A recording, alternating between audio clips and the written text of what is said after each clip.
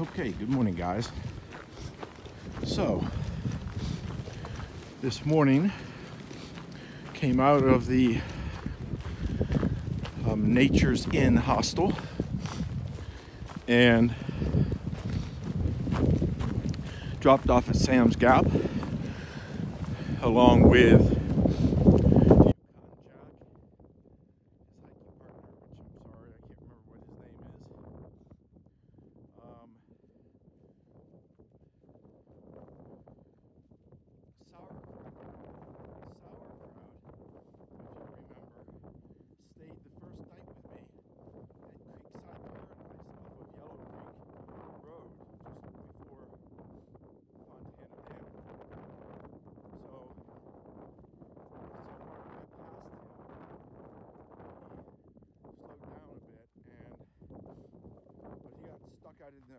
caught out in the rain from the night before last, soaked his stuff, so he had to come in. So we got a chance to hook back up. That was cool. Flo in Swass, who I may or may not have mentioned, I met in Hot Springs. They're hiking with their dog Remy. Ziafox once again pops up in the picture. We had a good night, good chat yesterday. That was cool. So he started out this morning. Who else was there? That was it. So from this, we also had Strider there. We had Back East there. They did a nice slack pack yesterday, all the way from Spivey back to Devil's Fork. I think it was 22 miles. Got in, I want to say about 1900. May have been a little earlier than that. Hold on one sec while I put my glove on. Guys, this is quite chilly up here today. I apologize.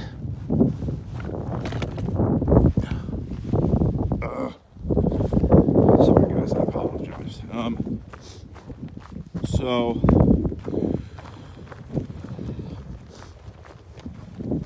today, who else was there? Stickers and Ladybug. I don't know if I mentioned Strider. Strider yesterday did a short from pack from a slack pack actually from into Erwin. I think into Erwin anyway. But his was a short one. Spivey Gap to Erwin. Postcard popped back up, but you'll remember, I think, that when I stayed at the Hemlock, I stayed with three, the girls, Firestarter, who seems to have just stopped at Hemlock. I don't know, at least that's the story. Postcard and why can't I remember her name? Anyway, they were really slow getting out in the morning. I may have mentioned that in my video when I left that day. Sort of kicked me late because I thought, sort of just as a courtesy, we shuttled in, we'll shuttle out together, but they ended up staying, waiting until it got too late and stayed again overnight there at the Hemlock. So Postcard showed up. So she's going back to Devil Fork and continue on. Anyway, it's good. I'm going to try to give you more names of folks now that we've sort of been through the first 300 miles and met a bunch of different people. You know, I mean, a lot of people have dropped out and that sort of thing, but now is about the time where you have people that are going to make it really significant distances, if not the whole way. So it's sort of worth catching you back up where people are. I shot a note to RTK asking where he was. I didn't get anything back.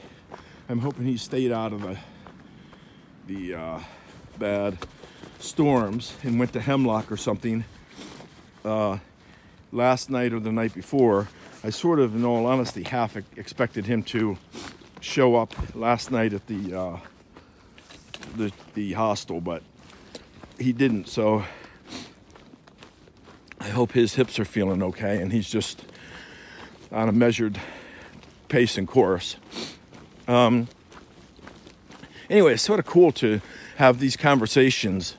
This part of the trail is actually coming alive now. Like I said, people have all heard about each other, you know, like people had heard about me primarily because of the kilt, some of it because of the sort of lung cancer and one lung thing, or just these different stories sort of go up and down the trail, and people have heard about each other, but we haven't met, or the point of reference is off, and you may sit there for 30 minutes before you realize, oh, you're that guy.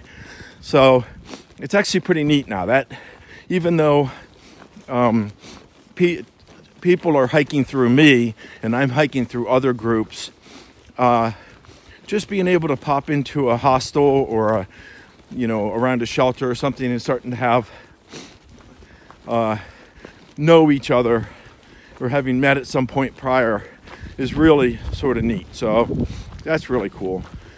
Okay, so today, because I did that 9, I think it was actually 8.7 mile yesterday, and took it easy on my knee, today I'm going up over the Bald. Back east, went up yesterday, as I mentioned, because they did that long slack pack. Took beautiful pictures, man. You got to check out their channel. I'm not kidding you, the pictures were awesome. And so they gave me a lot of hope for today, that the trail was not going to tear my knee up more, and that it was worth me coming out and taking the chance. I think it's 13 plus to go from Sam's to Spivey Gap. So that's my projected minimum. I don't want to go back to the hostel, so I will stay out tonight no matter what. It's supposed to be cloudy all day and in the 40s, but even tonight it's supposed to stay, in the high 30s or something. So that's certainly doable. There's no reason for me to be hiding out in friggin' hostels. So I will be in my tent somewhere. There is a campsite near Spivey, if that is as far as my knee wants to go. Sorry. It's craziness sometimes with the poles. If not, my far projection is the 1 miles into Erwin, and actually, let's just say for the sake of argument, catch me back up to what my original plan was, which was to actually arrive in Erwin today. If I add a day, no big shakes.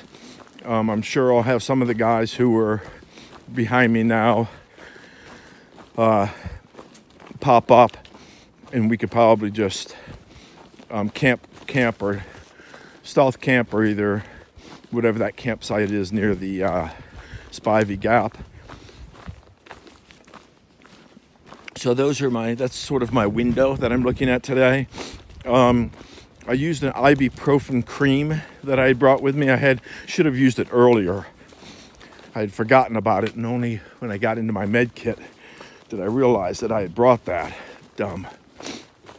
Dumbass Dan is still around. He doesn't pop up quite as often, but he's still around. Anyway, I brought this, this stuff, and I've been carrying it, but then I forget about it. But at the end of the day, it doesn't matter.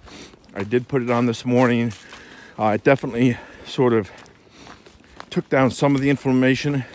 I don't know if I actually told you. I don't think I could have. But that knee was twice the size. My right knee was twice the size of my left knee. Yesterday afternoon when I got back to the hostel. Yeah, definitely got a lot of edema, fluid building up in there. No definition to that knee. You can barely even see the kneecap. It still was quite swollen this morning, but it wasn't tweaking me like when I got out of bed and stuff. So I'm feeling pretty good right now. I mean, look at this trail.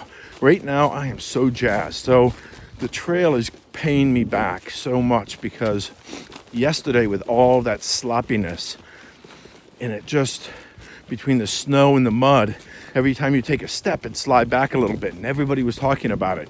Well, today, partly because we started at 7:15, the trail is nice and firm. The snow, a lot of the snow melted from yesterday, so you're not sort of post-holing or going in other people's post holes from yesterday. So, or, you know, like I was yesterday. So, today, I'm thinking that I'll be able to protect my knee. Just keep it straight. I'm really paying attention to how I put my foot down, not going too fast, so that I do stupid nonsense and hurt it, and just trying to be steady as she goes. I'd rather get the miles in than to make it, say,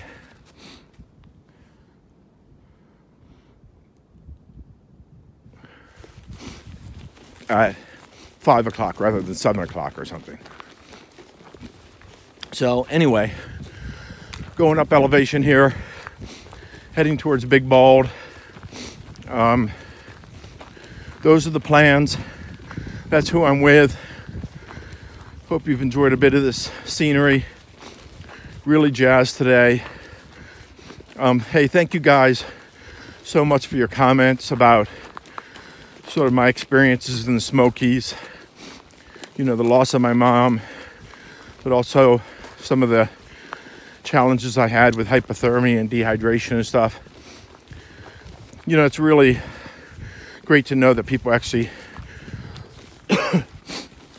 care, you know, whether they know me or not. It's like this community and family that we have here, and I just really do, you know, thank you for the encouragement and comments, and you know, hopefully I'll be able to pay it back as I go along from here to Katahdin. So, okay, picking up a little bit, so let me drop this off and I'll get back to you with some good sights I expect today. I'm on the Bald.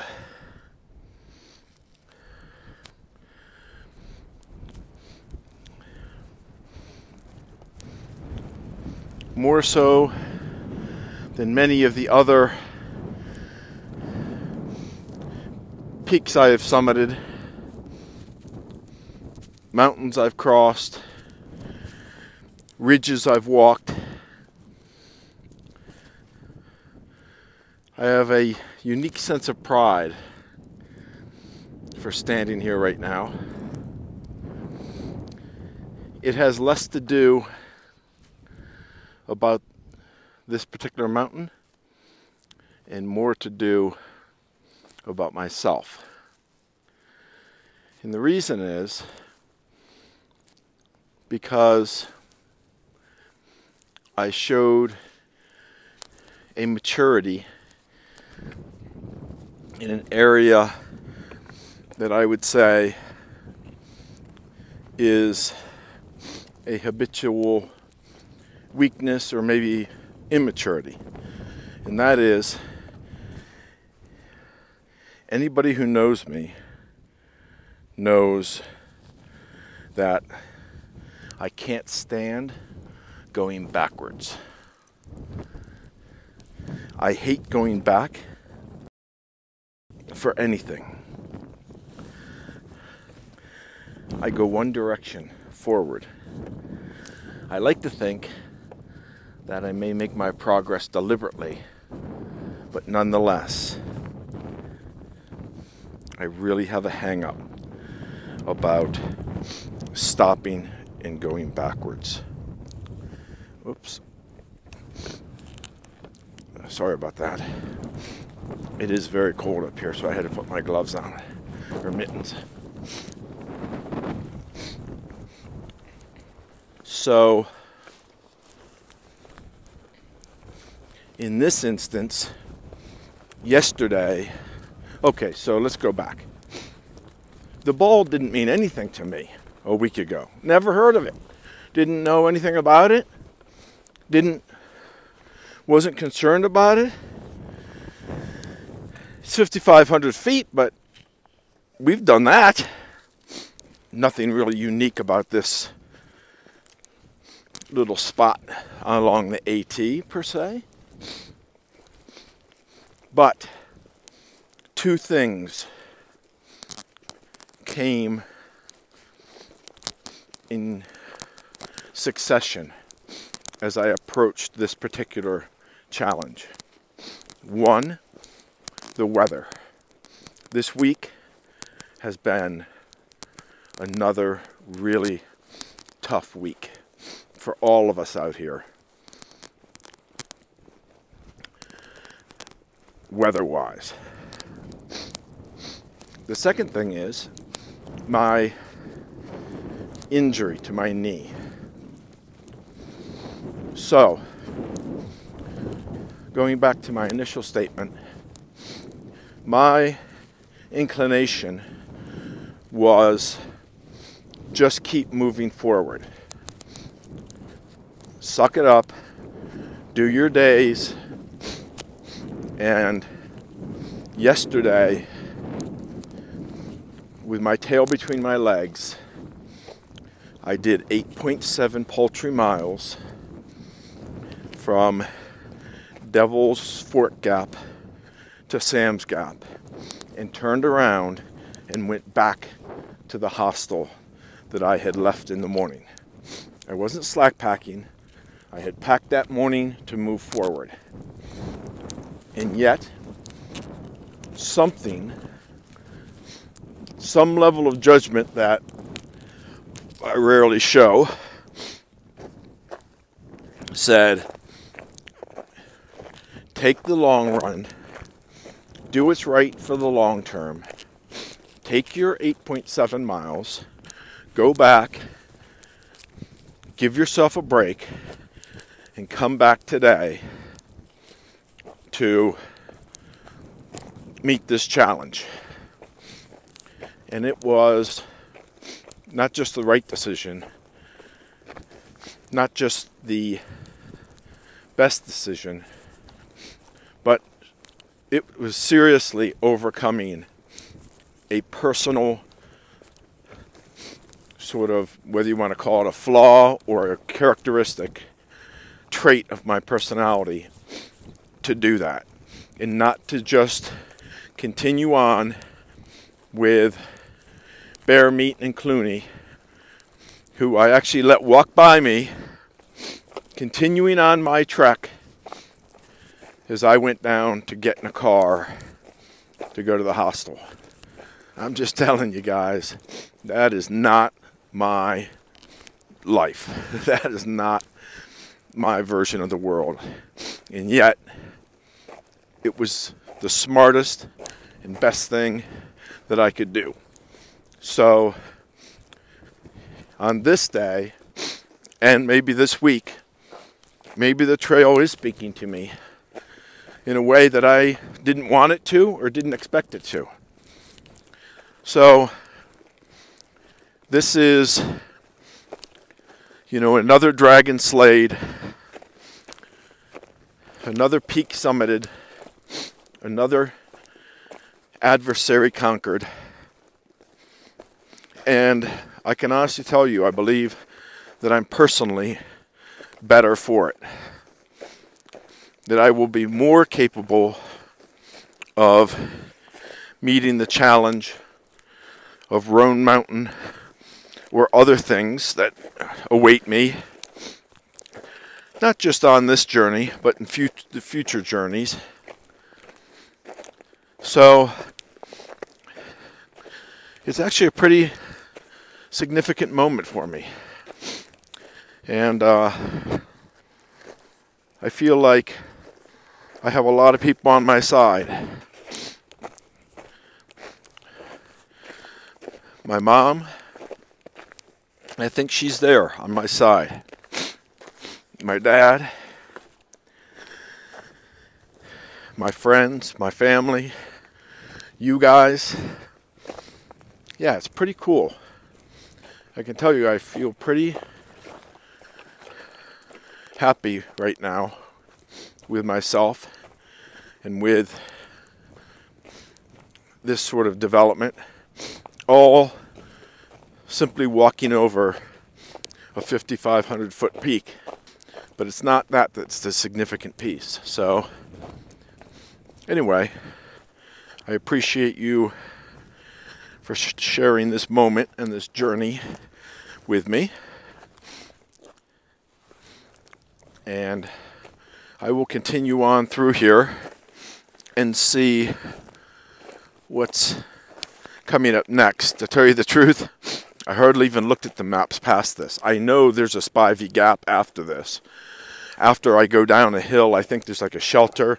There's the campsite that we originally talked about staying at that maybe Bear Meat and Clooney did last night. Back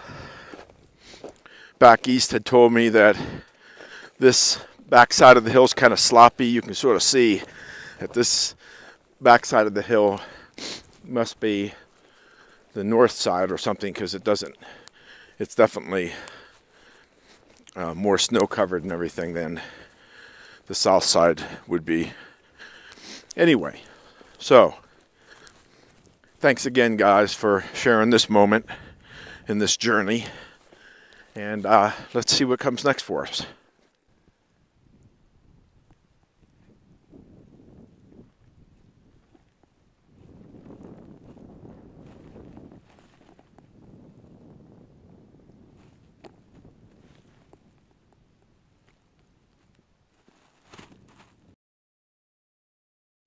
Hey guys, taking a minute to get out of the wind. I don't know what that ridgeline is, but for the last 3 days, it has just been an incessant wind, pelting ice, that's rain, everything smacking you in the face. I'm on the leeward side of it. And, you probably can't even hear it. But it's just the wind that comes up. It's a valley on that side. It's a valley on this side, too. I'll show it to you. It's absolutely spectacular.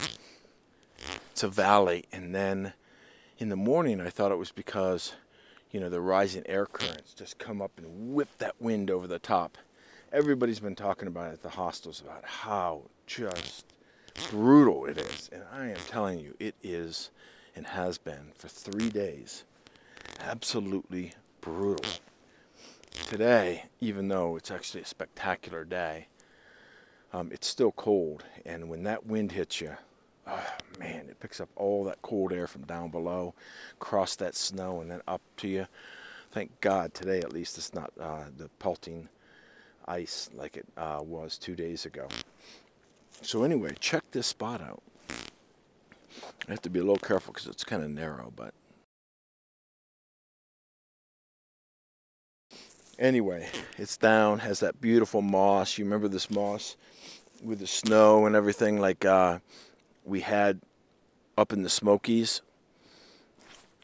Just really pretty. Anyway, let me click the picture around and just show you what I'm looking at, and you are going to be like, okay. So there's Ziafox. I don't know if you can see this really, but it's actually ice. This area had these ice crystals, ice balls falling, and the last half hour has been nothing but these broken limbs and branches, all of this stuff. See all the waist down. The ice was sitting on the trees apparently yesterday and the day before, and when the wind came through, it was taking all this stuff down, all these limbs. So it has been just torquing my knee. And so we've been doing exceptionally well all the way up to the Bald and down for most of it. Yeah, I am definitely feeling the effects of this terrain in these conditions.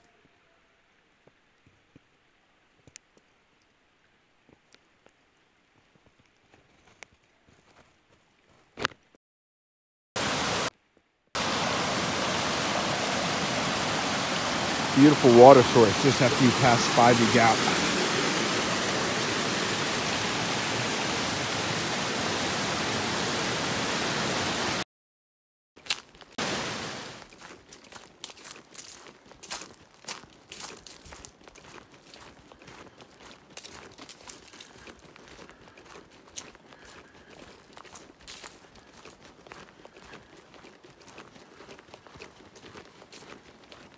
Continuing from Spivey Gap to the no business shelter, 1.5 miles away at this point.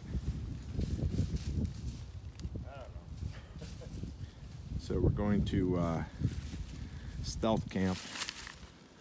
It says 3.4. It ain't very stealthy, by the way, but for some reason they use that term nowadays. So we're gonna camp right here next to the trail, 3.4 miles from Uncle Johnny's. And let's see, that would have put us at 21 or 22 miles today. So this is what the rig's gonna look like.